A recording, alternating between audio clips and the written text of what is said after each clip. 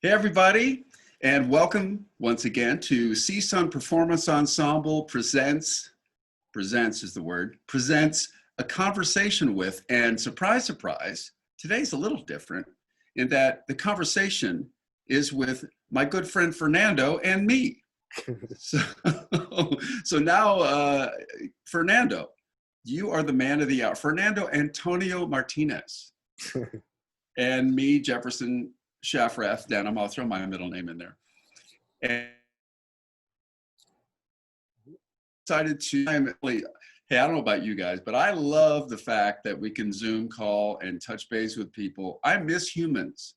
So this is awesome that about performance ensemble. That's the whole gist of our conversations, but we're going to get to know a little bit of our background too, and what possibly we bring to performance ensemble and what led us there. So here we are. Like I said, I'm one of the hosts. My name is Jefferson Denim, and my co-host is Fernando Martinez, the other host who's finally going to talk. And so we're going to kind of break up our conversation into just things that we think might be relevant to anyone's journey, really, to performance ensemble. And so I want to start off with my good friend Fernando. And because I like saying your whole name, Fernando Antonio Martinez, what do your names mean to you and your family? I was not expecting that. Good. You know what? This is fun. I think my first, so I obviously, like, I don't know what it means to, like, what it really means, but throughout the years, I've heard that my mom was a huge fan of ABBA. Oh, are you kidding? Because this is, every time I say I'm going to talk with you, my wife goes, Fernando, and she sings a little ABBA. Is that why? Yeah, like that's. Oh, I can't wait to tell my wife. That's so funny. Yeah, it's really funny. And the middle name, I think, was a middle name that 2 or 3 of my uncles have had. And my mom was always, like, she always babied them. And so she gave me the same middle name. So, like, that's how I got there, that's how I have that pretty long name.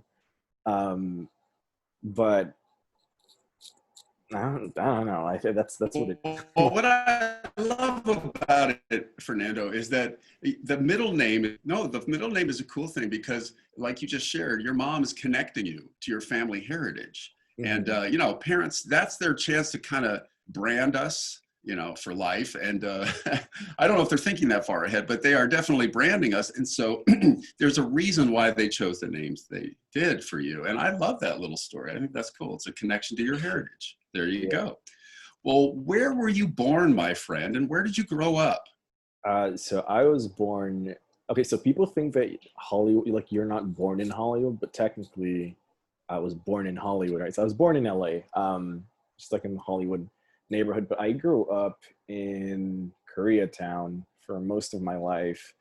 When I was younger, I spent a little time in a small town near Merced. It's called Atwater. We were there for like a year or 2, I think, and then we came back. But yeah, I was just like born and raised in LA basically, and I like to call myself I consider myself street trash. Like, that's what I am. Like, that's how I feel being born here and then raised here. Street trashy. Street trash. It's a good thing. Okay. It's a good thing. Okay, yeah. You think that's a good thing. Why is that a good thing? Because it's like, so for example, whenever I leave for vacation and I come back, it's like whenever I'm like going to Mexico or something and I come back, one of the first things I see coming back from the airport is just how grimy LA is. And like, I mean, like, the whole geographical politics thing aside, right? Like, there's a lot there, but I like seeing the grime. Like, the city just looks dirty to me. And for some reason I enjoy that. It has its like rough edges and like I grew up in that. And so like to me that's normal. And so when I see it, it's just like, it feels good.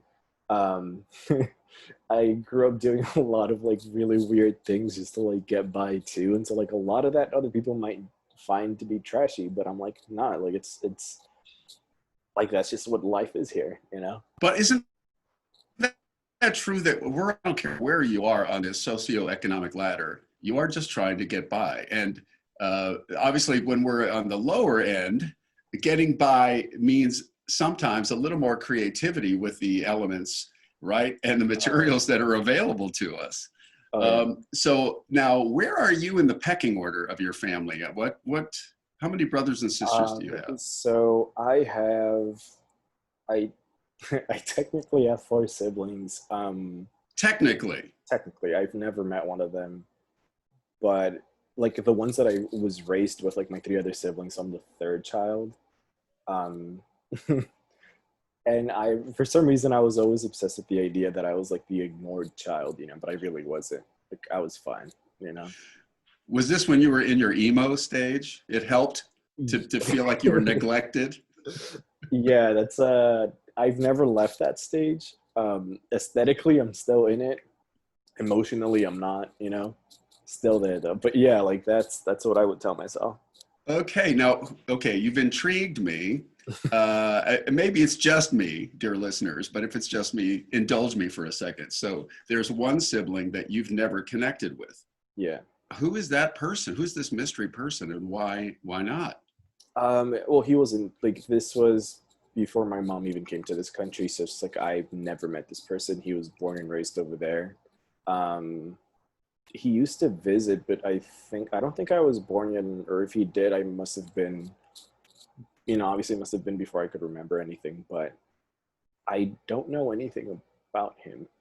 Like I barely found out his name not too long ago. So it's just like, I don't know much, Well, are you curious? Are you going to try to find this person someday? I am curious, but I don't think I would, just because I think there's like a lot of not so good things attached to this person. And so like, I think there's just like a can of worms I don't want to open up, Got it.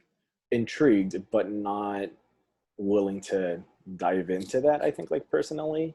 So like, yeah. Okay, so you have plenty on your plate. You don't necessarily have to go down that rabbit hole. So tell me what it was like. You said, okay, you're used to the grime of the nitty gritty of downtown Los Angeles. So What does that mean for you growing up? Just what was your life growing up, say, your childhood? Growing up was interesting because obviously we were just raised like at or like right below the poverty line. And so were a lot of people in my neighborhood, right? 'Cause like it was just like a neighborhood that was relatively cheaper, but it was also more dangerous. And so like a lot of us just like lived there. But it was just a lot of, I don't even know how to describe it. I think it was just like, we're told to focus a lot in school because my parents saw that as a way out. And like to anybody that's listening, like there's just this thing that's typical of like immigrant parents that they put a lot of pressure on you by telling us like, oh, I didn't come to this country for you to like do this or do that, right? And so like you have all this pressure of like going to school and doing a great job, and like like I wasn't great at school, so like I just felt so much pressure because like I hated school so much. I don't think I really understood that we were poor either. But like looking back at it, I recognized that like it was just doing things bare minimum. It was hard getting around because like, my dad was always working, and obviously he had a car, and so like we had to like take the bus everywhere, and it was just like 5 of us taking the bus everywhere. And my mom's side of the family, I think you remember this, but like my mom's side of the family is like involved in like gangs and all that stuff. And so like I had a lot of people that were involved in that surrounding me growing up. And so like that was just always present. Was there a pressure to pull you into the gang lifestyle? Honestly, I don't think so. Like when it came to family, no. I think my mom was always like she just wasn't about it, right? Like she always did her best to like set me straight and all that. But growing up around like with my friends, it's like I had my main group of friends, and like none of them were involved. Then I had these like other friends that were like, like on the side, and like most of them were like heavily involved, but they never pressured you to get into anything. It's something like you saw every day, but like I felt no pressure. I just thought that it sucked. Like it's like, nobody tried suckering me into it. So yeah. navigated. Now, did you, in school, do you have any stories of like elementary school? Where did you go to elementary school? I went to Hoover Elementary, and it's like one of the oldest. I think it might be the oldest elementary in all of LA. But it was just like a school that targeted low income students, and so I was just surrounded by a lot of brown and Asian students because like it's still Koreatown, and so like there were a lot of brown and Asian students. And I mean, as far as stories go, I don't think I really had. I think like the thing that I remember the most are two things. One day I was sitting in the lunch area and I caught a pigeon with my hands, and I don't know why that story still sticks with me. Like I still remember catching that pigeon in my hands. Obviously, like once you got it, what did you do? Nothing. I wrung its neck and I bit its head off. No, I like grabbed it. I was surprised that I was able to catch it. And then I just like let it go because I was like really confused. And I got in trouble because like they told me that they're dirty animals or whatever. And so like I gotta wash my hands. But another thing was like I was into volleyball a lot when I was younger. And so they had this like little, they tried imitating the Olympics because it's like around 2004. And so they had like a little elementary school Olympics, and I decided to do volleyball because I wasn't good at anything else. And they're like, "Oh, hey, like get the big guy to go in there," because I was a lot taller than everybody else too. So yeah, that's what I did. That helps when you're in volleyball. You know what sucks though? I will share with you. I've always been very tall for my age, and so people would pick me for sports teams like basketball, and I sucked. So for every school year, there was that moment where they pick the big guy, like you just said, pick the big guy. And that first day, and from then on, throughout the school year, they know, oh, that's the tall guy that sucks. I mean, I think I did play football pretty well, but anything that required tallness, what a bummer. It was such a bummer to feel their disappointment in me. I'm like, I really didn't mean to be bad. Didn't mean to mislead you. that's on them for picking on you, you know. Yeah. Now you had older siblings, so what role did they play in your life growing up? So I have two older siblings and a younger. So I have like an older brother, older sister, and a younger sister. My older sister, I didn't really have much of a relationship with, just because she was 5 years older, and so. Like when I was in elementary, at some point she was already in high school. And so like at that age, you just care about being with your friends. And she got a job when she was really young. Pretty sure she was 16 when she started working. And so like, she would go to school, hang out with her friends, immediately like bust it to work and come back home until like 10 or something, 11. And so I wouldn't really see her. My brother, I had really, it's such like a typical brother relationship. I think like we got along, but then I feel like we were just really like we would butt heads so much. Like we would fight a lot, like a lot, and it was just ridiculous. But when things were fine, we would just like play a lot of video games. That's just what we did together. Yeah. So that's all we did. Is like we just cared about buying all the games we possibly could with what like little money my parents had, and just like obsessing over them. And then my younger sister is the one that I feel the closest to.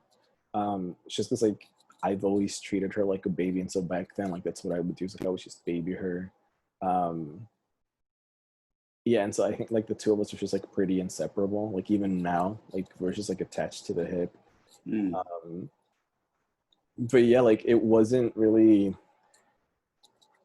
I don't think that we were all like super close either. Like it was just like we did our own thing, and I mean when we were around each other it was fine, but it's not like we were excited to go out with each other or do things with each other. It's like, oh hey, you're here, like that's what it was. So even though you had these siblings and family around, do you feel like you were still kind of sort of fending for yourself a bit? Yeah, I I don't know if this is what it was for you too, but I for some reason always felt a bit out of place. and I never understood why. Like to this day, I still don't know why, but I just never felt like I fit in. And um, I was also really dramatic. So it's like, oh, maybe it's because I'm adopted. And, I was always asking my parents, am I adopted? Um, but yeah, I never felt like I fit in. So it's just, I don't know. I think that's probably the reason why I kept to myself a lot. Like I would just play with my dolls or whatever, and I would draw and play video games whenever I could. But that's it. Like everybody just did their own thing, type of thing. Interesting. Yeah. So, this just in, you're not adopted, just so you know. Yeah. Now, when you got to middle school, was it kind of more of the same? You're still kind of like fending for yourself. Did you get a different group of friends? Were they the same group of friends from elementary school? How did that work? So I think like maybe 2 or 3 people from my elementary went over to middle school with me. And we became friends, and we just like added more people to like just more people joined the group, right? But I feel like it's every time we've like had an episode with somebody else, everybody always brings up that middle school is like the worst time of their life, and I think the trend is just gonna keep going because that was like the worst time of my life too. It's just like it sucked. I I like never really got out of my shell when I was in middle school. So like I was so reserved. And it was weird because I think at home I became a lot more goofy. Like I was pretty loud. I got in trouble a lot. I was Okay, always, wait. Got in trouble a lot. What yeah. does that mean, sir? I mean, I was just do a lot of stupid things. Like I would play around and accidentally break my parents' lamps, or like I think one time I like jokingly called 911 or something. It was just like doing a lot of dumb things, or just like roughhousing with my brother, and like we break something else, and it was just a lot of that stuff. And I became kind of just really goofy too.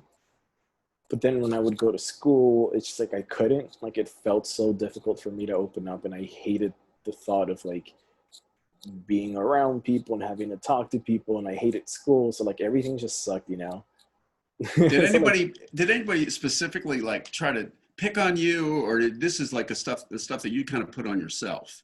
um no, that's just like stuff I put on myself. I nobody what's weird? I so growing up, like obviously like I watched a lot of Disney Channel and all that stuff, and I would watch all these things, and I was like, man, because growing up I I never identified as American. Like, I don't consider myself American, right?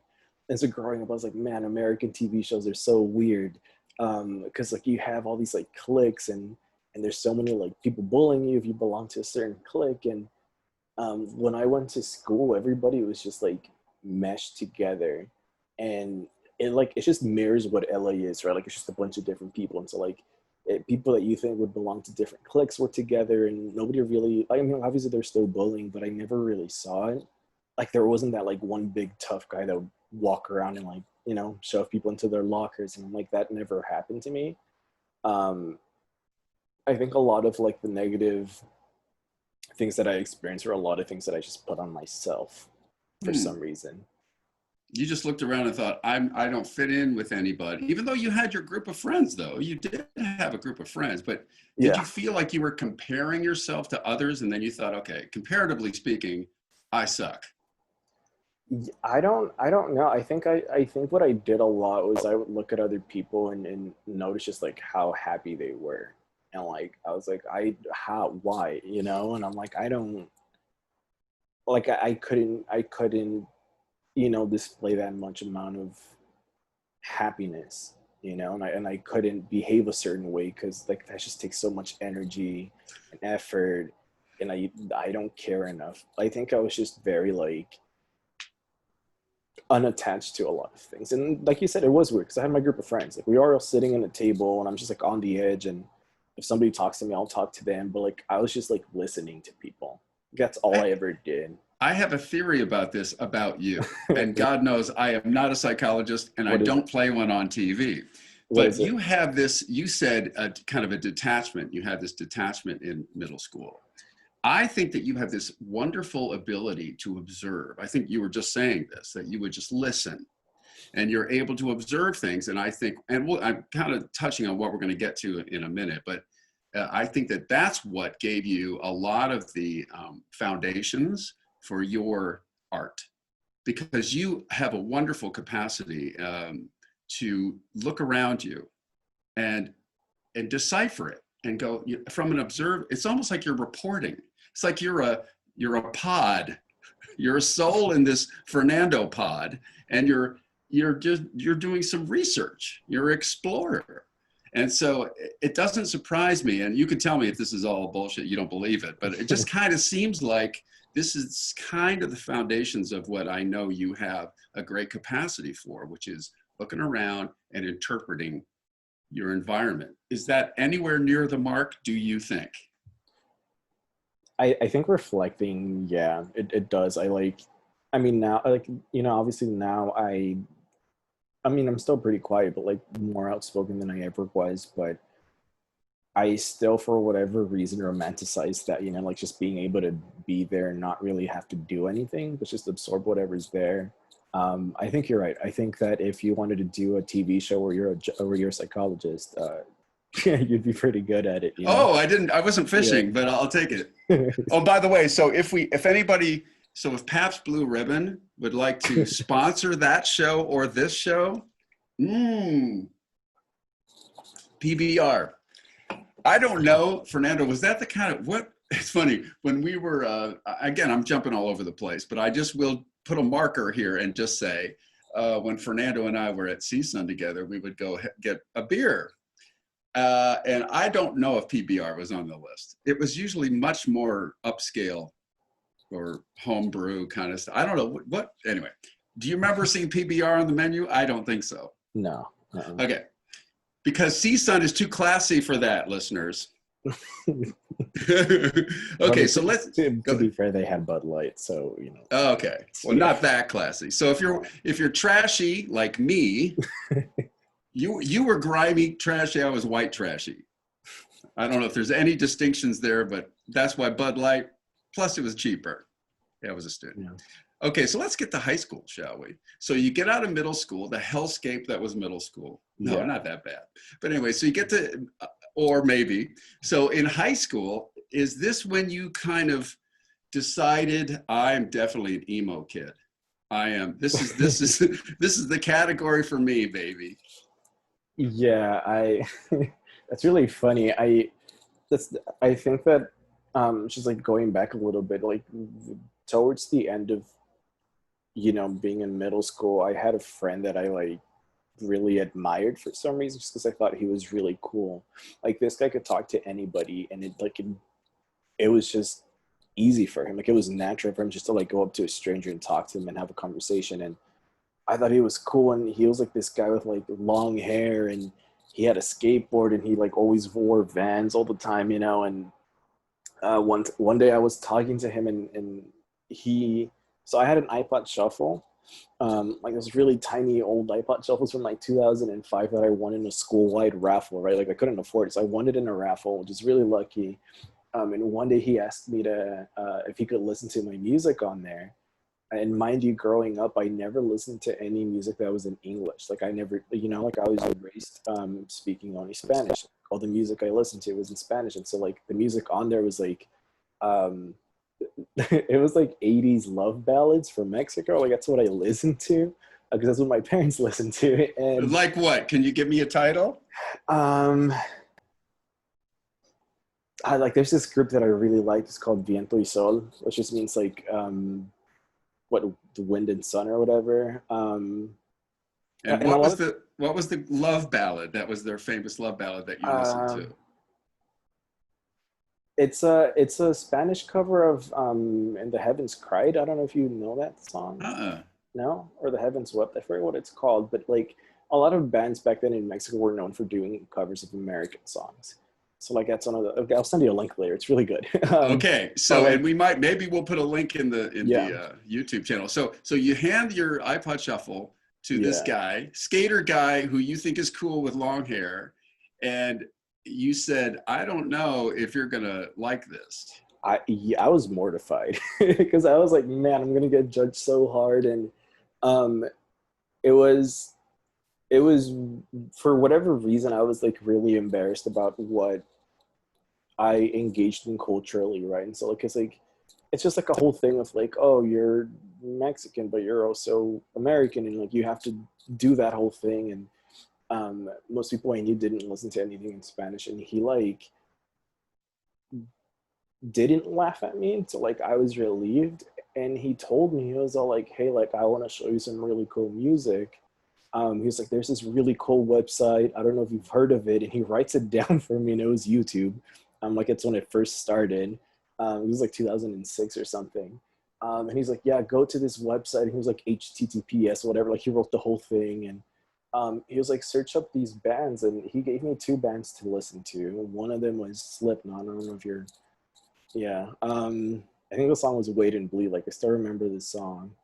And another one was some band called Demo Borgere, which is like some black metal band from Scandinavia or something. Like they're just so intense. I think like if you heard it, most people would just like run away.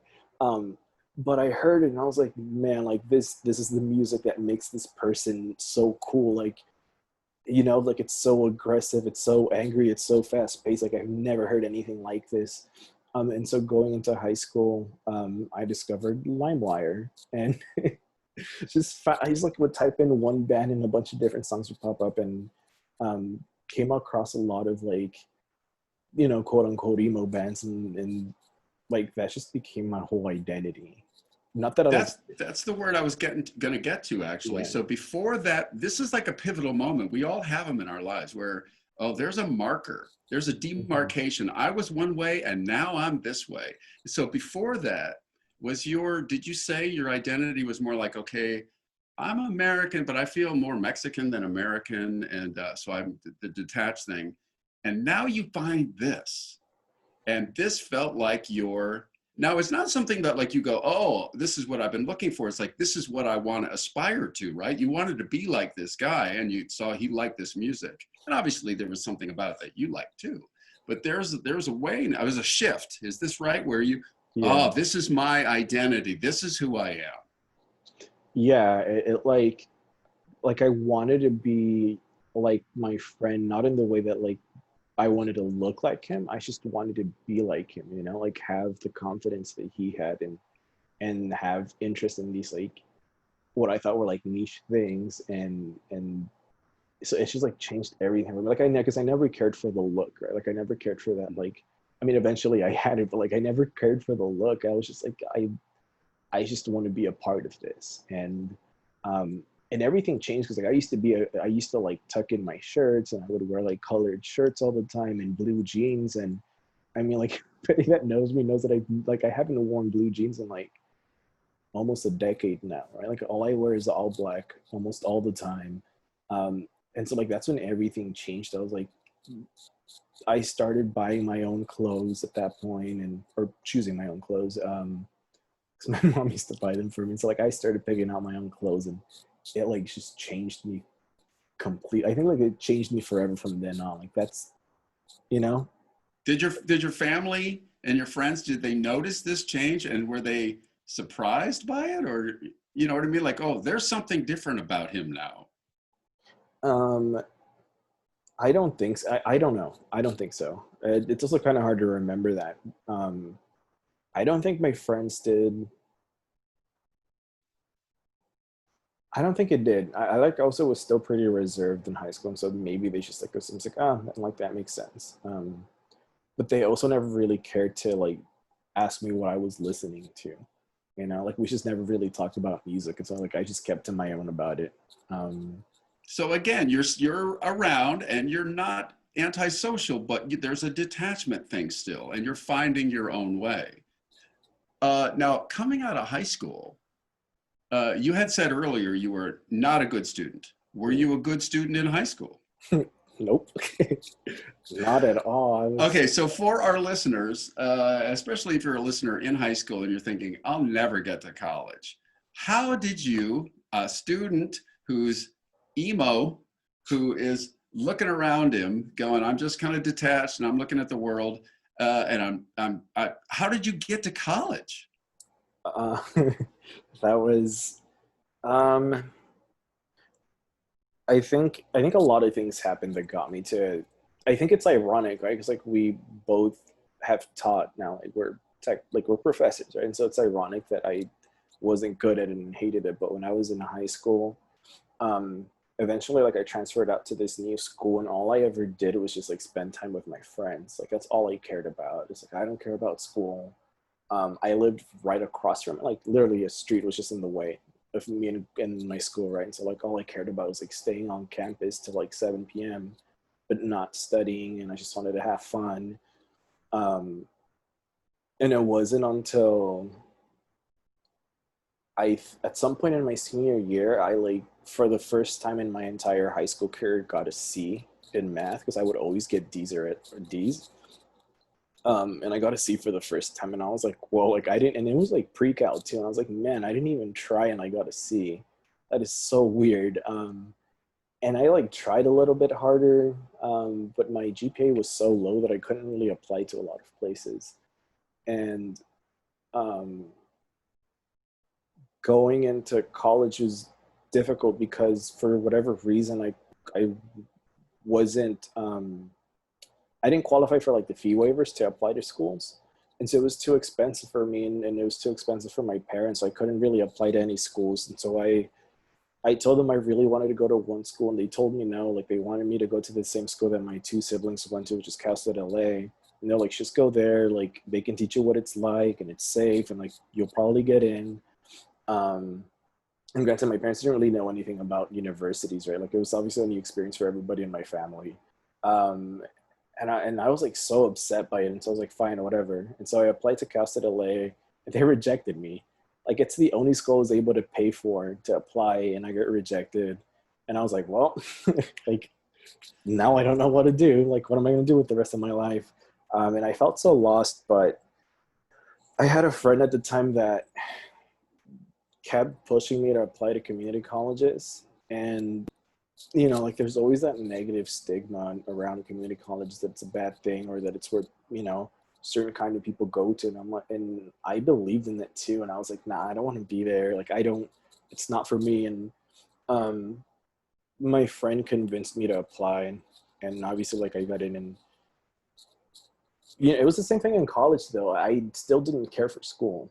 I think a lot of it was still pressure from, you know, like, oh, my parents came over here to give me everything, and like now I have to give them something back, and because Right. You don't want to disappoint them.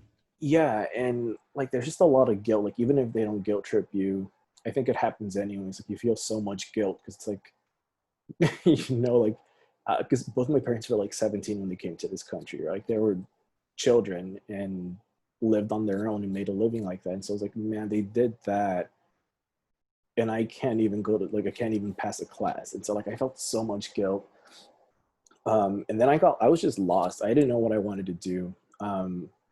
I started taking a lot of criminal justice classes because I thought that's what I wanted to do. And I was like, well, if I do that, I can enter the police force and then become a detective. Like I don't want to be a police officer. I wanted to be a detective, right? And so I just knew that was just like a stepping stone. But then I was like, I don't like what they do half the time, and I don't want to be a part of it. So I stopped doing that, and I wanted to do social work, and gave up in one semester of trying, and I was just so lost. And I think three years went by, and I realized, like, hey, like I have been here long enough where I technically met the requirements to transfer out to a handful of schools, um, and like Northridge is one of them. And so I was looking at their programs, and I was like, let's see what I can do, what's interesting. And I found the communication studies program. So I'm going to pause you here Yeah. because that's a great segue. But before we make that segue, I have to tell our listeners, and I don't know if you would say this now, Fernando, given your perspective, but I went to community college, and my son went to community college, and I met my wife at community college. And yeah, there were people that were there that were just like treating it like an extension of high school. I didn't treat it that way, and I got a lot out of it. And before I transferred to UCLA, I felt like I was really ready for it. I just wasn't, and everyone's different. That's the big thing. It depends. It depends on who you are.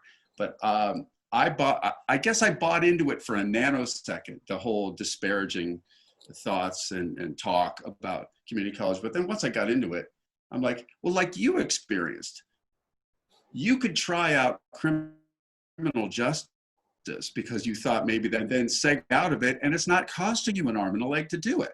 You can take a semester and try on social, being a sociologist or whatever you were thinking of studying at the time.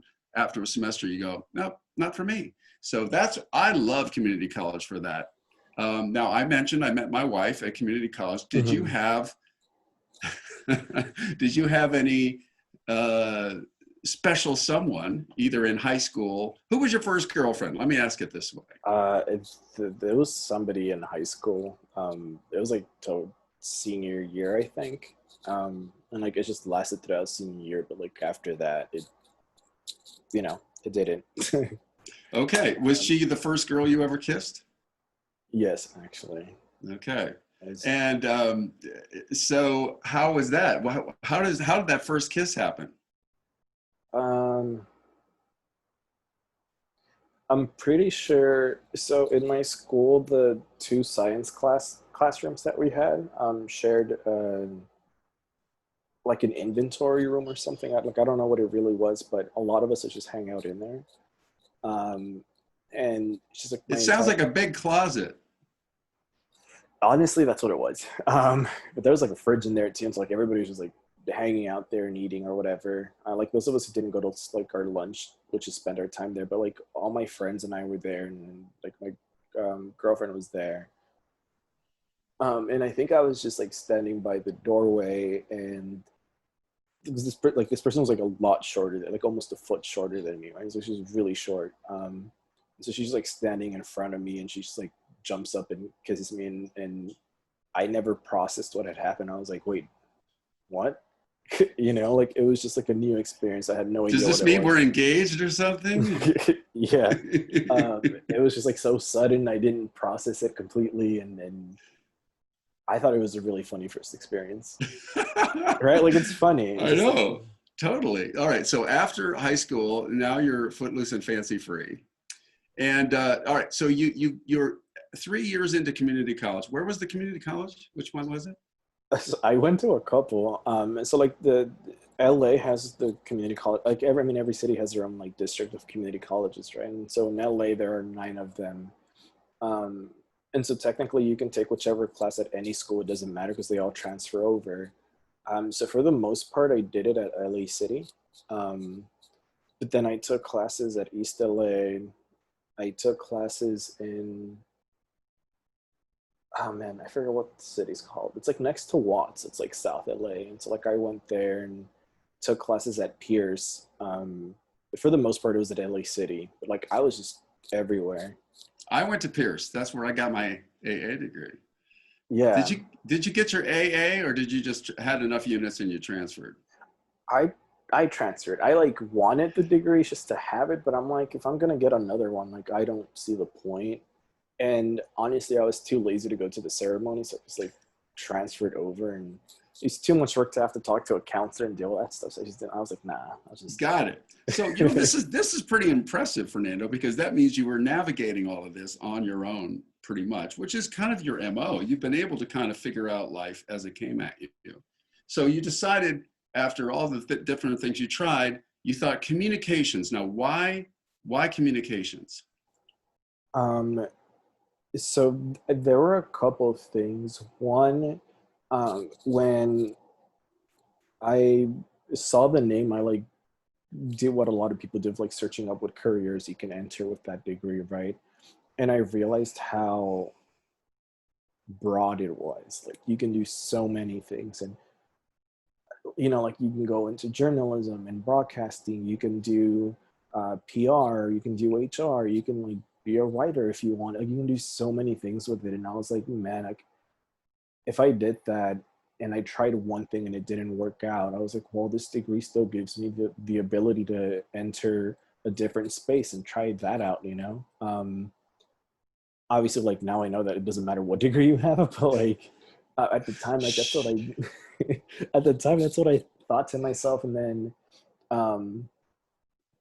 I like barely did any research, but I looked into some of the classes that the school offered, and I mean, like they seemed pretty cool to me. It was frightening because I saw that a lot of it involved working in groups or like being in front of others, or I saw that there were performance classes. I'm like, that's kind of scary, but I think the ability to work anywhere still did it for me, and so like that's the reason why I went that direction. I love it because, like you said, you were kind of like you were a clown at home, but you were shy in public, and you Yeah. saw that this was going to require you to, speak to people and speak in front of people, which they Yeah. say, you and I have taught speech. They say that's one of the big fears of life, and yet you challenged yourself. And another challenge, dare I say, is that you then saw, okay, I'm going to go to Northridge. That's not necessarily next door to you where you were living. So did that have any appeal to you? Yeah. When I first applied, I technically applied for housing too. I was like, I just want to experience something new. It's so weird because obviously like I love LA, and I would like like I'm dramatic enough to say that I would die for LA, but a part of me just wanted to do something new. Like I just wanted to be somewhere different and do something different. I don't want to be like my siblings. So I applied there because one, I realized that it would take me 2 hours to get there by public transportation. So I was like, well, that's far away. So like that intrigued me, and then I wanted to live on campus because like I want that experience, because the first 3 years of community college I felt like I didn't have like a real experience, and so I thought maybe living there would give that to me. But yeah, like that was the appeal. I was like, it could be far away from everybody, you know. Right. And you can just kind of try things out, and you're not, there is, this is going to come out wrong, but I think you'll know, and hopefully audience, you'll know what I mean. There is baggage to be had when you stay in the same vicinity from, with your family around, from the kids you've all grown up with. And so this is an appeal. At 18, I moved to California. And so I for that very reason, it was scary and wanted to try something new, but from Chicago. But anyway, so I applaud this move. Did you live on campus? No, I ended up not doing it. So you did the 2-hour commute each way. Yeah. Yes, I commuted 4 hours a day to go to school. It was insane. That's dedication, my friend. Yeah. Okay, so you got involved with communications. So we're now at getting your bachelor's degree in communications. Was it what you thought it would be? Not at all. Not at all. So when I transferred there, my first semester, I didn't take any classes in the department, just because for whatever reason, I still had to do upper division. What were they called? Just like upper division. Yeah, because community college was all your lower division requirements, but you still had upper division sort of required classes. Yeah, and so it's just like a bunch of random classes, and sorry, computer was dying. Okay, yeah, gives me a chance to swig more of our sponsor. Yeah, go for it. PBR. If you're watching PBR, giving you another plug. Yeah, no, that first semester I couldn't take any classes, but like the second semester I was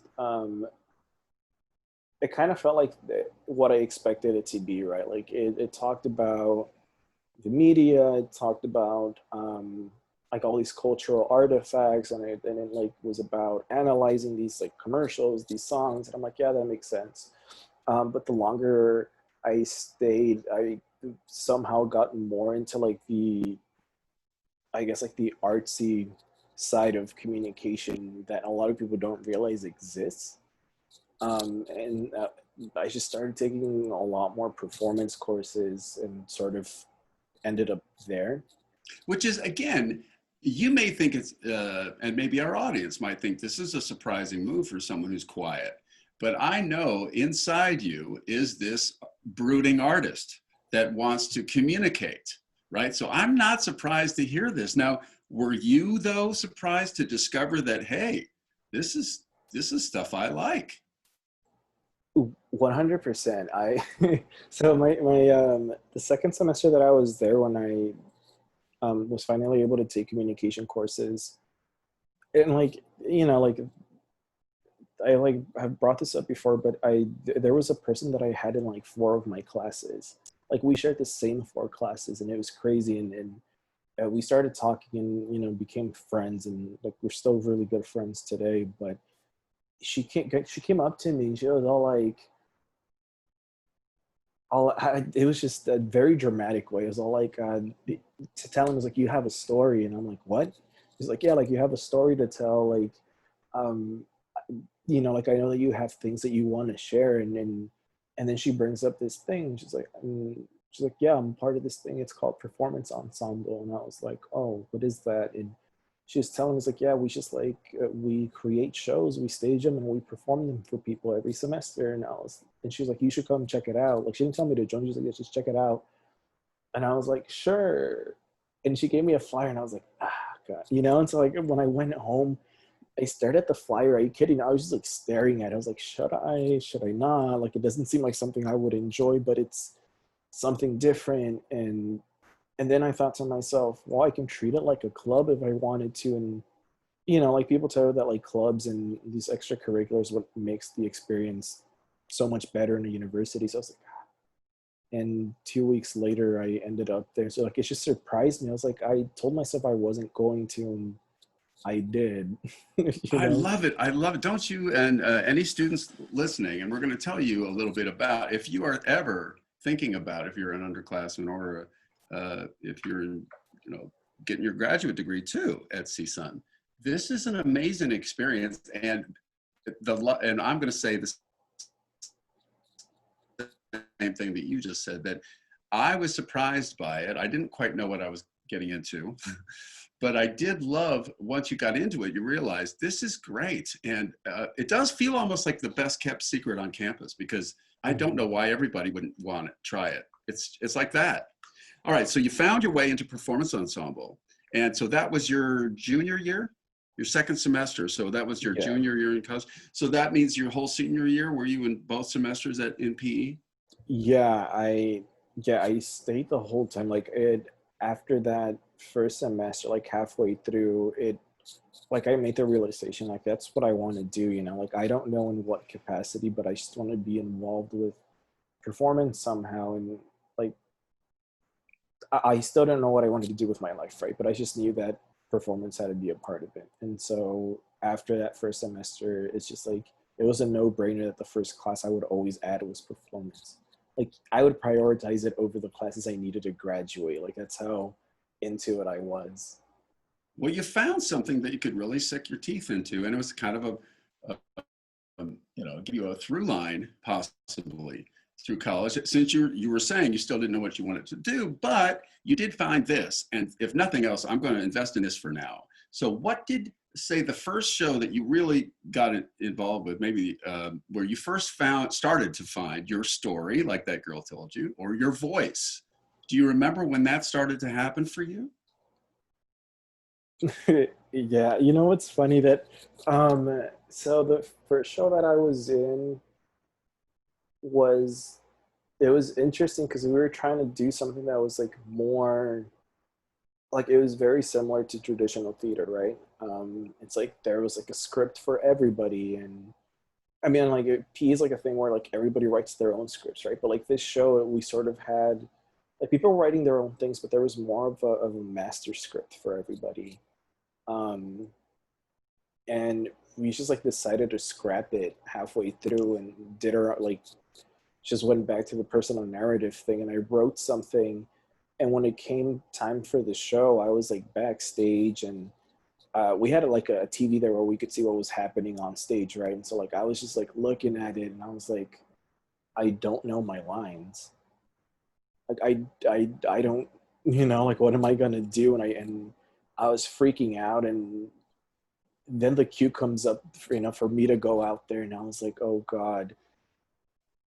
And I just said whatever was on my mind. Like like, so, I was supposed to be chained up in the show. Like, I had a chain wrapped around my on both wrists, and like there were people backstage like yanking on it, so pulling me back and all that stuff. And it was super dramatic, but I like just freaked out, and I just like said whatever, and just started talking. And it was really cool, but I also felt kind of embarrassed. And so like I've sort of blocked out, like in my mind, I don't even remember what I said. Like there's a clip somewhere of one of the lines I had, but other than that, like I don't remember what my script was. I don't remember what my words were. I've sort of like blocked it out. But it was all like stream of consciousness in the moment. That's almost like, boy, wouldn't that be great to see the recording of that in its entirety? Because it's like dreaming a song or something. And you recorded it, so you go, hey, I bet you that was pretty good, but I can't remember a damn thing. And it'd be really nice to see that now, wouldn't it? Yeah, yeah. I mean, I'd die of like embarrassment, but there was an audience member that recorded the show, like clips of it, and posted it on his Instagram. But he like tagged PE, and so I found that video through somebody's hashtag on Instagram, and the part he recorded was just like a small bit of my piece, and I was like, "Whoa, that's so weird!" Like, that's the only evidence of what that show was. I don't even know if we like recorded the actual show, but I don't think I want to revisit that. Oh, okay. I Well, don't. it's all part of your narrative. It's all part of your story, and it emanated from within you, friend. So it must have been authentic for the moment. And that's kind of, would you say, this is the thing I like about PE. Performance ensemble feels like an authentic place to be, and it's a place where you challenge yourself to really express yourself. And it's scary. It is scary. And you say you would be embarrassed possibly. Well, it is a little bit embarrassing when you expose your deep thoughts, right? But Mhm. as I've said in other episodes, when we can access those things and keep the audience in mind, so it's not like you're just doing it for the hell of it, but you've got a real sort of story you're trying to tell, and you're trying to connect with other human beings. That's the thing also about PE that I love, that it's art that connects. And so I can see, okay, so there you made it through that one. Then you continued doing it. And then now, lo and behold, you're graduating. So you're going to get your bachelor's degree. But you weren't done, were you? No. I like towards the end of the school year and the semester or whatever, um, I just like realized I didn't want to stop.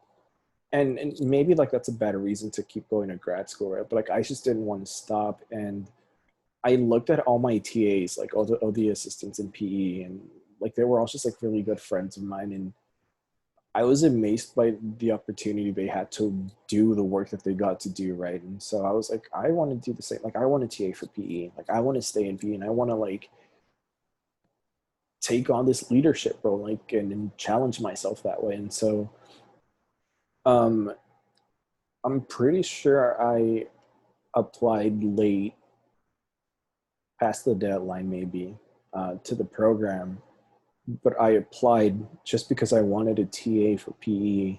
Um, yeah, and it's just like I got in obviously because like it's that's where we met, and um, but yeah, I got in, and the first thing I did was immediately like talk to the counselor and be like, yeah, like I sign me up for P. Like that's the first class I want to have on my schedule, and I just did that. So this is grad school now. Did anybody in your family ever go to grad school? Um, no, you know what's crazy? It's like my dad dropped out in sixth grade, my mom dropped out in fourth grade, right? Like so they obviously couldn't make it far. Like they dropped out for to take care of their families, right? To go to work basically.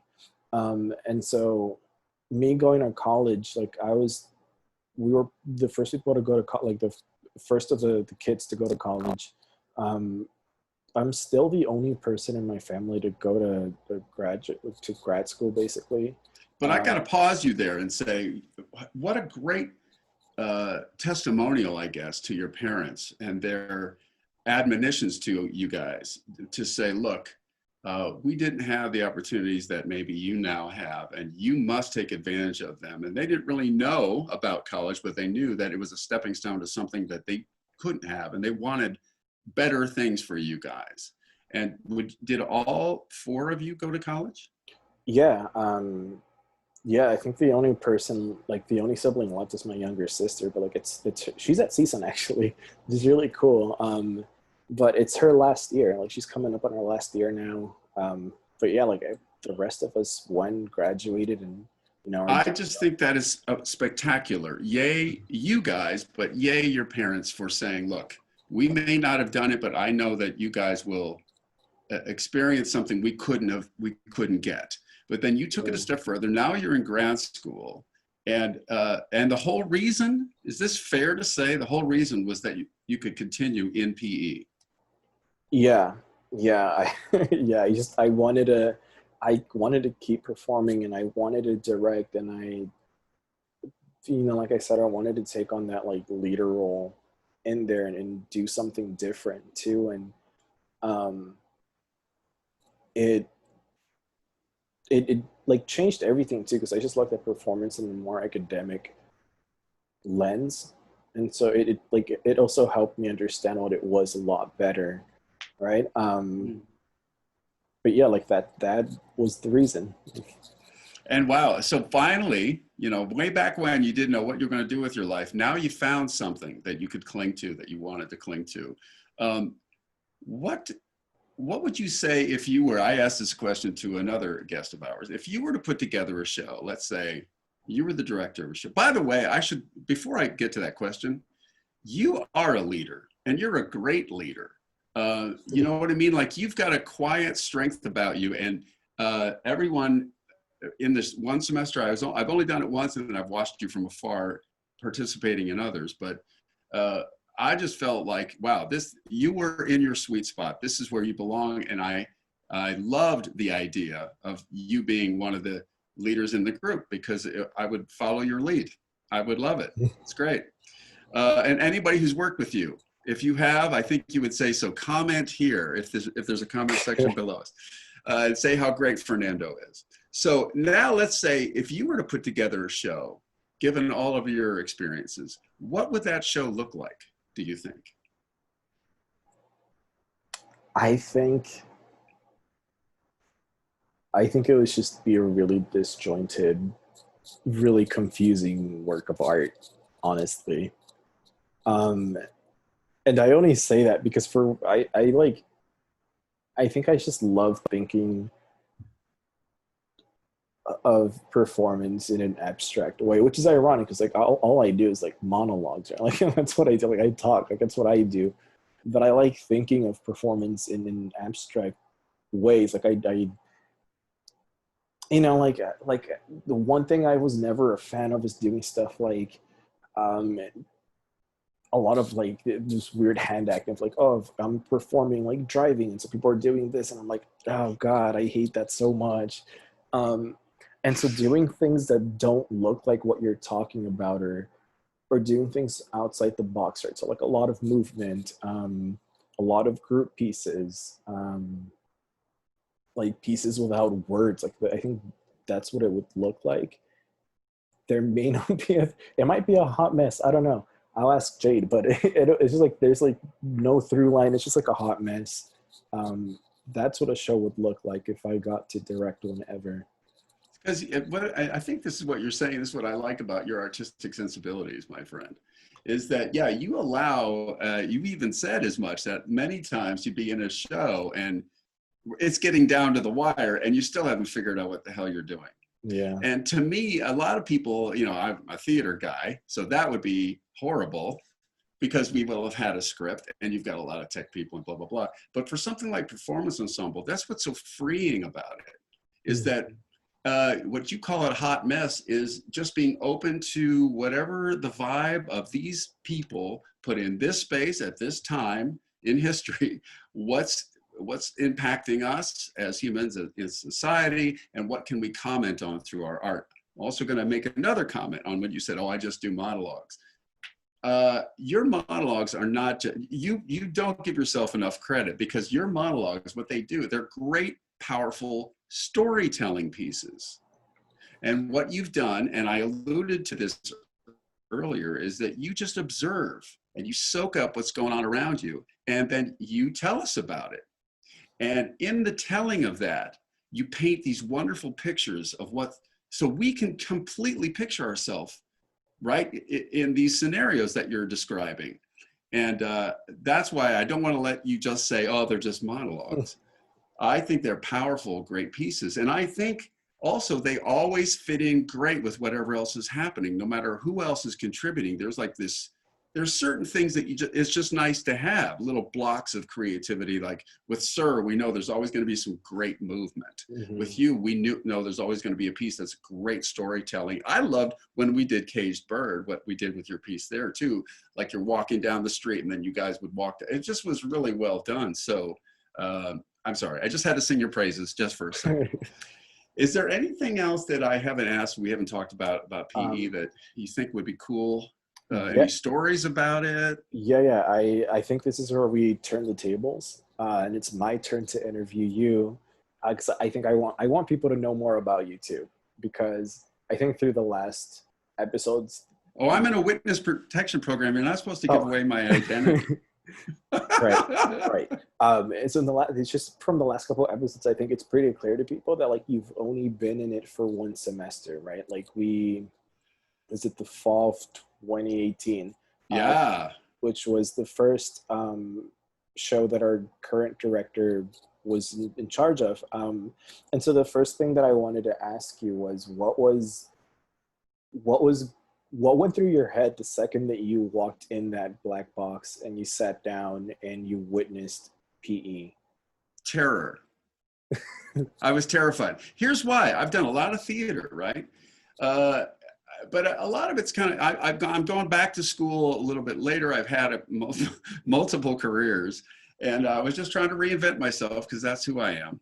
But I am under no illusions that just because I was in plays and theater and, did some film stuff years ago, that I'm going to waltz into another situation and just be the star of the show. I just don't believe that. I think that I have too much respect for the different kinds of manifestations of theater and the craft of acting. And so I was terrified because I thought, it's been so long, and but I'm going to make myself do it. I'm just going to make myself get in this space. I'm just going to show up. And so I love that black box. I love/hate the black box because it's completely free form and it's openness. And if you like your reality confined and defined, this is a challenge. I'm not going to say it's not for you. I am going to say it's for you, but it's challenging because it makes you live and discover things about you, especially if you have any sensibilities, creative sensibilities. It challenges those things to come to the fore. So I was definitely scared when I first got into that black box. Yeah, you know what's funny? I remember, and I'm going to ask you a question right now, but I remember, I feel like we got along well almost immediately, and like even outside of P, right? Because like we shared an office because we were both teaching, and so we just got along. And like I remember that on occasion you would like come up to me and tell me that you're like scared out of your mind. It's like, what's happening? You just ask like, he's like, I'll do it, but like, what's happening? Like, it's sort of things that you were always saying, and that was really funny to me. That's very accurate, dear listeners. That was me. Yeah, and that was Fernando. You were very kind. You were very kind. I hope so. But this leads me to the next question, right? It's like for people that don't know, like you're a creative person, right? But an artistic in the sense that you were also,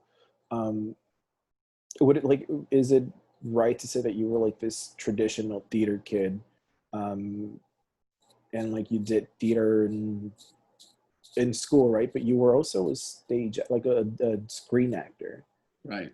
And yeah. So I discovered theater in high school, and I loved it. And then I had a contract right out of high school that brought me to California with Columbia Pictures, but it only lasted for like 6 months to a year. And so then you're just kind of, now I'm plopped in LA from Chicago at 18.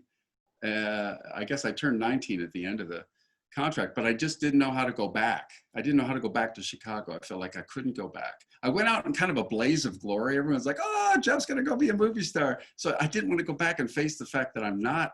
So I stayed out here and I struggled and I did odd jobs. And, I worked in an orphanage for a while. I was a Arrowhead water guy. I did that for a while. I do this because this is me delivering your bottle. I worked at the stock market. I went to a music school. and slowly got back into theater when I went back to community college. And so that's when I started really acting again. Then I got an agent, and I started doing commercials, and it was very hit and miss. It's exactly like the reality of the film industry and the TV industry from my perspective. Now, this is just my experience, is that, yeah, there's work, but it's very sporadic. The most consistent work I had was I had a small role. What do they say? There are no small roles, only small actors. Well, I was a tall actor in a small role on on Days of Our Lives. So I did that for about, I don't know how long that was, a year, 2 years.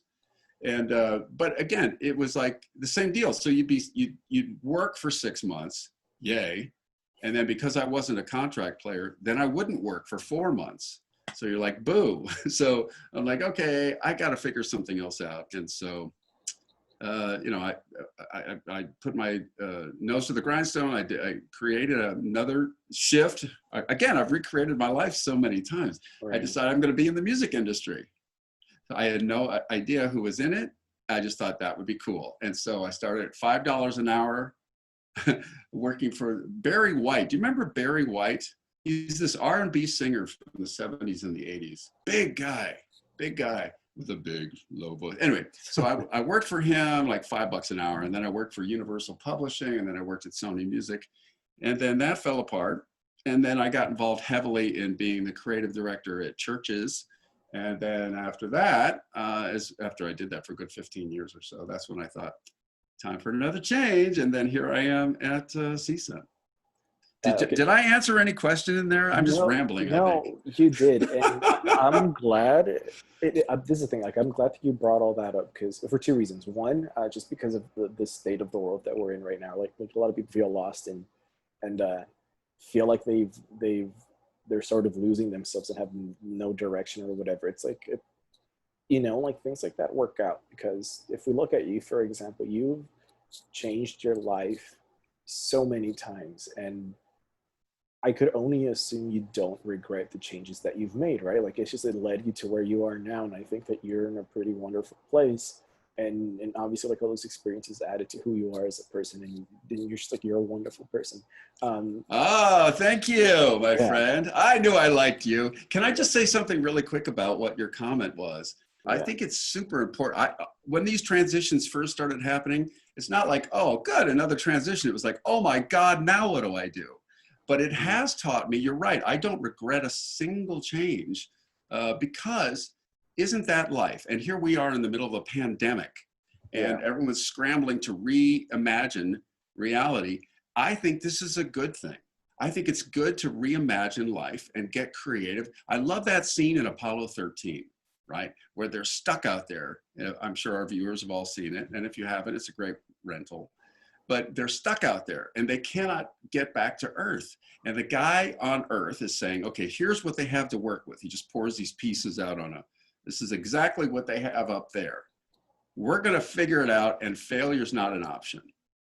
So when you tell yourself, you know what, I just got to get through this. And mind you, I'm going to add this for our listeners too. Mind you, I am diagnosed clinically depressed. So there's another little, challenge to overcome, even in the midst of really hard things, right? Big life-changing moments. And so I don't want to come off as Pollyanna, because I think that's important to say. It's not Pollyanna to say, oh, I'll get through it. No, I'm going to work through it, and it's going to feel like hell. And but change is inevitable, and so I'm going to participate in it. There's no reason and there's no point in fighting against it. Right. Yeah. And it's for me.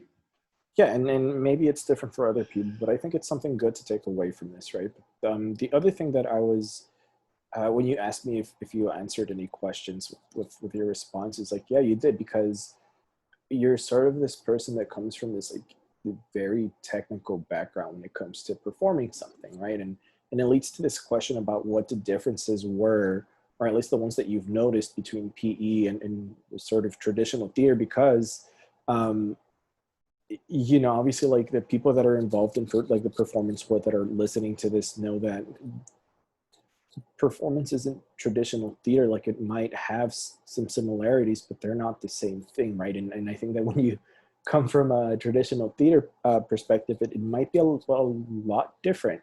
Because as you know, a lot of people in PE are like actors, right? Like they're screen actors. A lot of them come from the East Coast and come over to LA because they want to be actors. Like that's just like a common thing in PE for some reason, you know. But like, what were the differences that you noticed between performance ensemble and, you know, your experiences as like as a stage actor and screen actor? Fernando, that's a fantastic question. So for any of my actor performer peeps, and a couple of our guests have said something similar to what I'm about to say. When you are performing as a character in a play, you're taking on the persona of that character. And there's a bit of a, not a mask, but believe it or not, it's a little bit of safety because you're not yourself. You're performing aspects of our common humanity between me and this character. And you definitely put yourself out there, and there's definitely emotion involved. But when you go to PE, as you said, there's no script. Or if there is, it gets tossed out. And so there's the big difference from right off the bat. There is no blueprint. You got to create it. And how are we going to create it? It's got to come from you. Mm-hmm. And you would think performers love talking about themselves and love, you know, and challenging to just be yourself. Can I say, even at my age, I'm still trying to figure that out. And so for me, it was a great sort of like, you know, jumpstart into, oh my gosh, what is it under the surface here? And when you write things, it's like you're second guessing yourself because you just feel like this is weird. And is this good enough? Because it's just me. It's just, you know, what I felt or how I look at the world. And but what's interesting, if anybody's any fans of like This American Life on NPR, whatever, the simple story, this is what I love about your art, Fernando, is that it's just simple storytelling is profound. And if you can just tell your story, right? So there's the big challenge. If you're coming from traditional theater, you've got to really allow yourself to be absolutely yourself and bring that to the table. And what I loved, this is a similarity then between theater, traditional theater and PE, that in my experience, the cast or the supporting people around usually rise to the occasion and really support your ideas. And that's what makes it really feel vulnerable, scary, and supported at the same time. Right. Yeah. I don't know what I was expecting as an answer, but that was it. I don't know what the answer would be, but that's certainly an answer. Yeah. But, you know, sort of taking that too, because I asked you that because I sort of want to talk about now Caged Bird, which for people listening was our national award-winning fall 2018 show. Just directed by Jade Hewell. And that's the show where we met, right? And I sort of wanted to talk to you about this because of the way the whole process worked itself out. Because you know, here you are coming into grad school and you decide to check out PE and it's just like, it's not traditional theater and it's not like in traditional acting, right? In fact, sometimes there is no acting. So it's interesting because so the way that it works for us is our director essentially comes up to us and tells us, hey, like there's this phrase or this word that's going to serve as a theme. Now for 28, like for this show, I think like we all kind of discussed things, but essentially we landed on the words Caged Bird. And she was like, yeah, this is your theme. Now, you know, move along and do something like that. That's the prompt, right? Like you weren't given anything else. It's a Caged Bird, write a piece, go, right? So how did you respond to that, to your director telling you, here are two words, help write a show. Like, how did you respond to that? Well, I immediately, if you recall, and maybe they do this every semester, but we had the black box and we were all given chalk, right? Mhm. And so we're just now scribbling graffiti on the walls, ideas with that theme in mind. Okay, those words. So I was just letting my imagination go, and I was thinking, okay, there is no wrong answer. It's hard to do, right? Because you've got this little critic on your shoulder going, that sucks. But I was trying not to listen to that guy and just think, okay, what does this mean? And so I was envisioning like this golden cage in the middle of the stage that was hanging there, and then two guys in this cage, and I was trying to write a script or a scene where they're both battling it out, and one guy decides to step out of the cage and the other one's going, don't do that, no one's ever stepped out of the cage before. Anyway, so I was just trying to think about anything, right? I figured, well, now's the time to just dream, think about anything. And then I started thinking, this is not going to work in the scheme of things. So that's the cool thing too, in my experience. Now you have more experience, but trying out an idea, but not be so married to the idea, right? That if it's not working, oh no, you better put in my original idea or I'm picking up my ball and going home. No, I knew enough to say, here's an idea I have. Does it enhance the overall show? And will it enhance the overall audience's experience? And when I saw that wasn't going to happen, I moved to plan B, which was then I just thought, well, I got this song about a wall, I guess, Wonderwall. So, and that's just felt like that fit best. But I didn't, once we got going, because then we were playing theater games and stuff, and it had been forever since I'd done that. But it was great because it broke down all of these walls and whatever. And so I thought, well, I don't have to carry this whole show. A lot of times, in my experience, I've had to do something like that. And it was kind of a very pleasant surprise to realize I don't have to carry the show. I just got to bring a good part, the best part that I can bring, and add it. And Jade was such a wonderful ringleader / director. And that how she was always encouraging, but she always also had the right kind of things to say, like, that's not quite working, or this needs tweaking. And so I just thought she is the perfect persona performance ensemble director. She's the only one I have to reference, but I thought she was great. Yeah, I think what you said there was interesting because, like you said that it was just something new and maybe a bit hard, but it allowed for you to explore things that maybe you wouldn't have if you were doing something more traditional or just doing something that wasn't PE, right? And you sort of brought up how you had this one idea, it didn't work out for one reason or another, right? Like either you saw it or maybe Jade saw it or the rest of us saw it. But I think there's something wonderful about PE where like you never do things alone, really. Like you could have a piece by yourself, right? And so many people have done pieces by themselves, but the show doesn't exist without the help of others, right? Like you can't just have a show and think that you're running it yourself. It has to involve other people.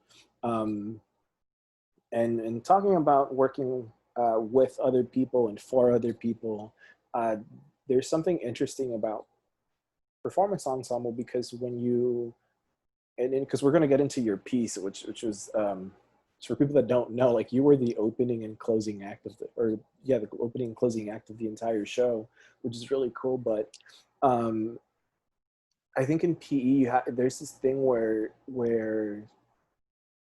you're not recreating an already existing script. You write your own thing. You get to do whatever you want, and you do that while not only writing for yourself, but you're also writing for your audience, right? And so what was it like for you to come up with an idea where, one, you have to write for yourself and do something that's true to you, but two, do something that might mean something to the audience or leave an impression on your audience, especially coming from, or especially considering that you were the opening and closing act of the entire show, right? Like what was that experience knowing that you had to do something for yourself and the audience? Wow, another great question. I should say this before I answer, that if you're watching and you are a traditional theater person, uh, I think that this is a great experience, even if you, to add to your overall theater experience. You should definitely think of checking this out, even if you're a theater major, because of the way it stretches you. And so make sure you check it out for that reason, especially. All right, so now back to your question. I presented the second idea, again, because you're just thinking, well, what can I do? I'm looking around and I'm seeing what everybody can do and they're bringing their strengths. And I thought, well, I can play music, right? And so I didn't know it was going to be the opening and the closing of the show. And that was to Jade's, giving her credit for conceptualizing everything. Oh, this piece goes here. And as things started to take shape, I just brought the best thing I could think of, given the theme.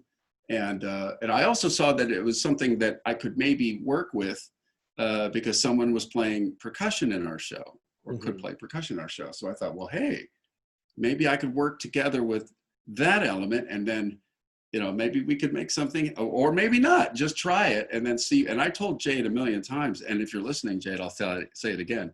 We trust you as the boss, as the eye of the audience, to see what will benefit the audience's experience. And so when she placed the music where she did, it was like, oh, of course, that's where it goes. But I didn't know when I brought that,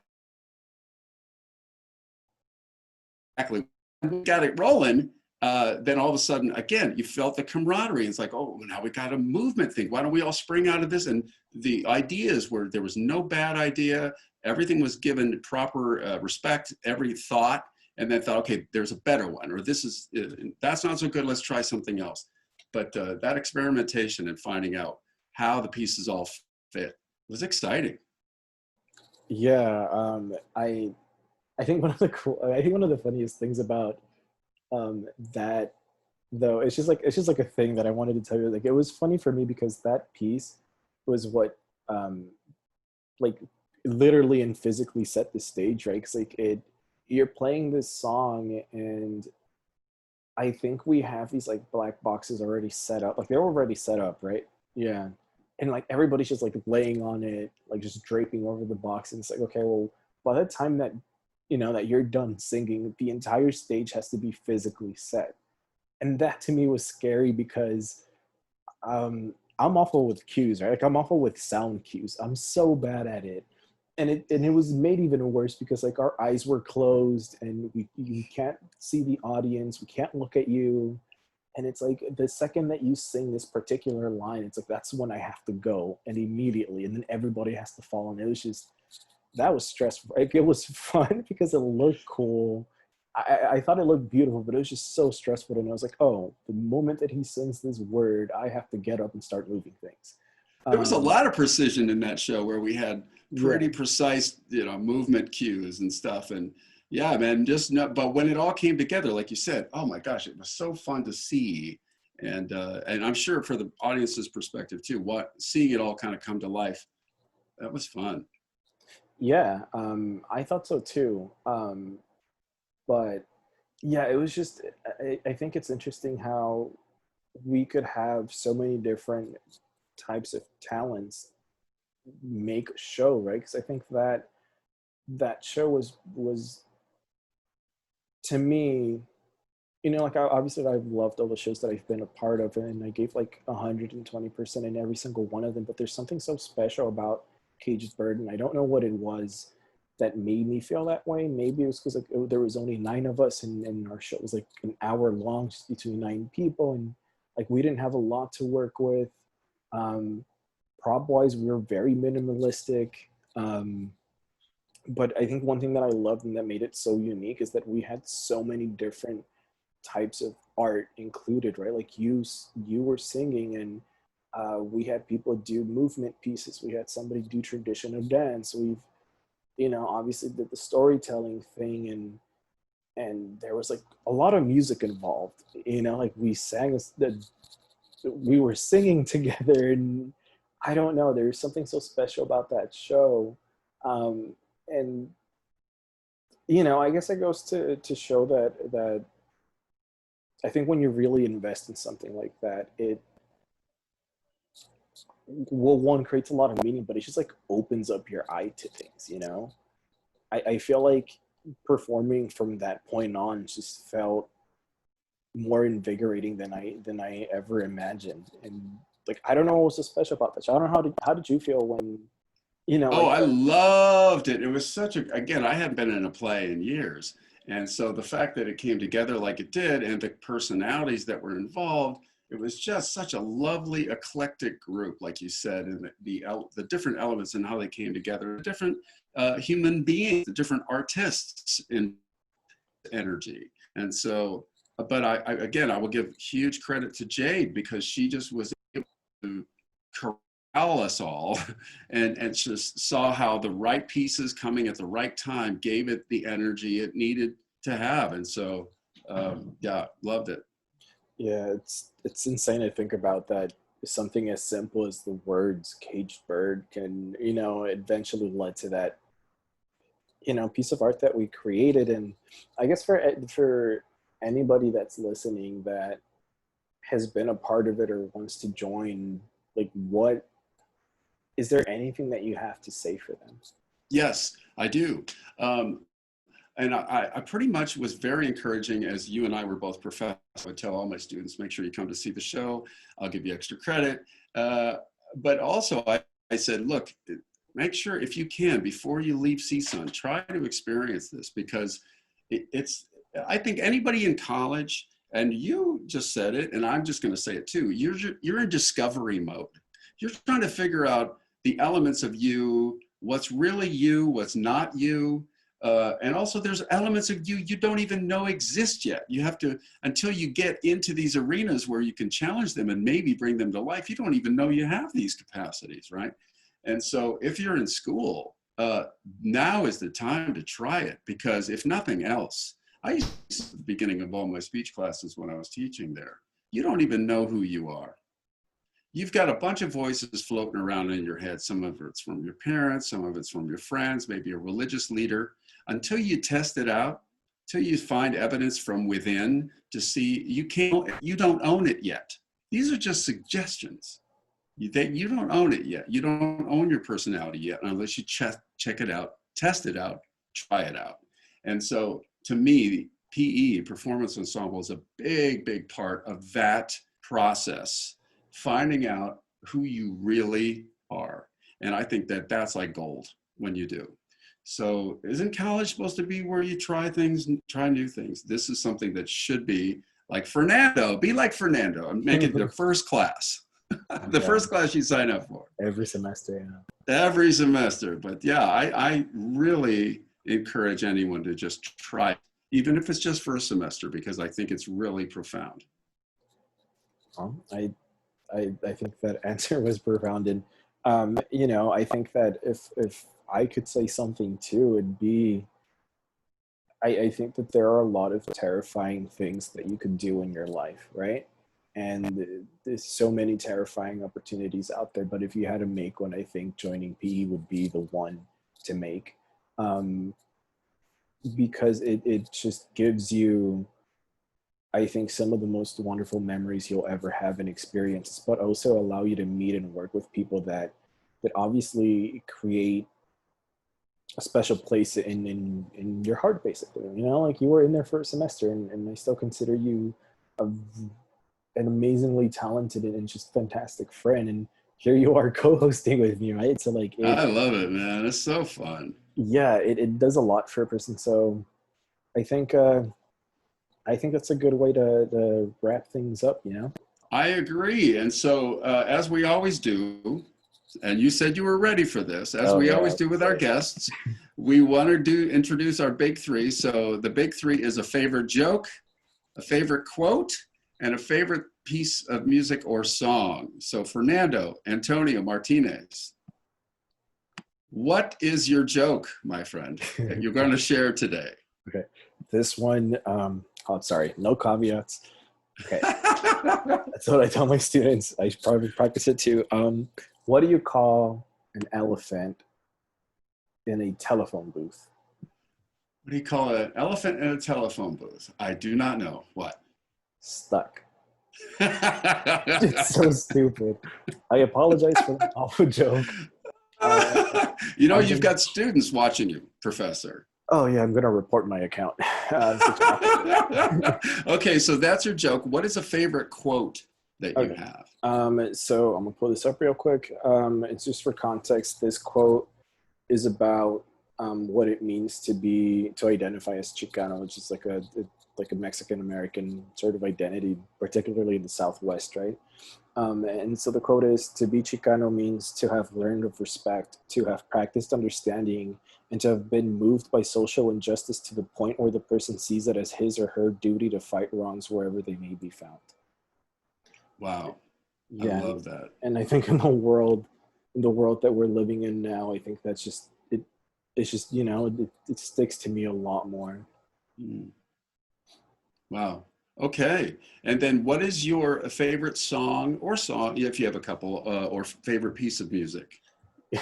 This was the most difficult part for me, but I have two songs for you. Are they emo? Are they both emos?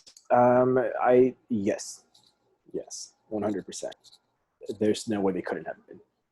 The first song is New Scream by the band Turnover, which actually I think you might like, so I think you should check it out. Put it in the comments right here.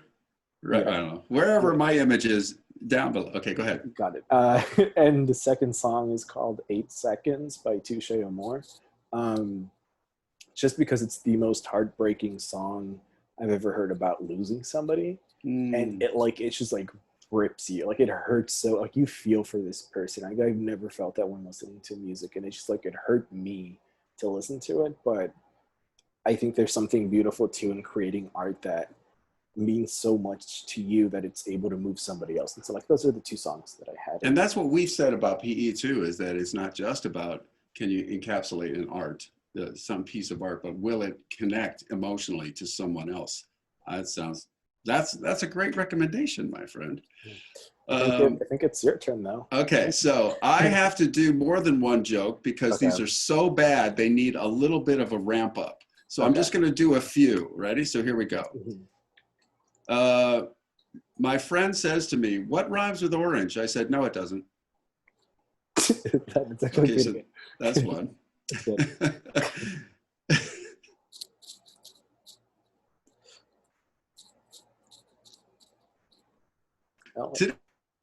I think you're freezing up. I pushed her over. Can you start that second one? I couldn't hear it. You froze up a bit. I will. All right. So Fernando, today at the bank, an old lady asked me to help check her balance, so I pushed her over. Okay. I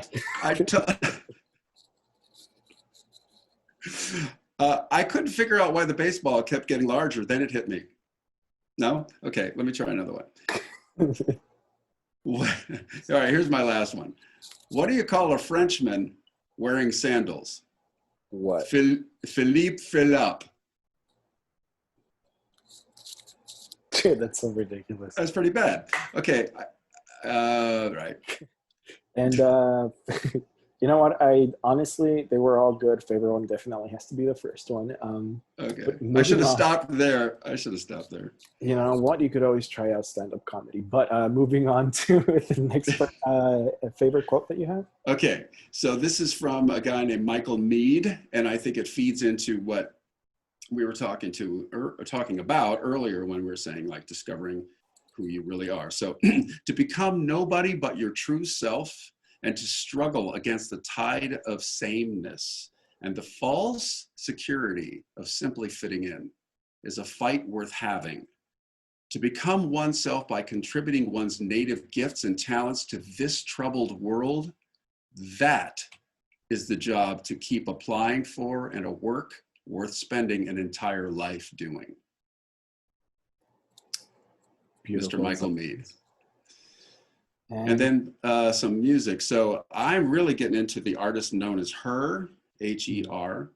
And the Roots had, they have this Roots picnic festival every year. So this year it had to be virtual. But she performed 2 songs. I love them both, but especially I like her song, I Can't Breathe. it's just, well, number one, for the Black Lives Matter movement, it's a fantastic sentiment and it encapsulates so much.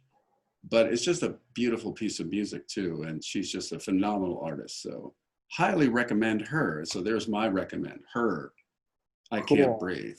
Cool, and I think that also serves as a reminder that we always have and always will stand with Black Lives Matter, and that we still demand justice for the murder of Breonna Taylor. That being said, if you want to wrap us up, JD. You bet. Okay, so this has been an unusual, but I think a special episode of CSUN Performance Ensemble Presents a conversation with Fernando and with me. So my name is Jefferson Denim. And I'm the other co-host, Fernando Martinez. Right, so we've already done our quotes, so I'm just going to say we're so glad that you tuned in today. Thank you for being with us, and we'll look forward to seeing you next time. Awesome.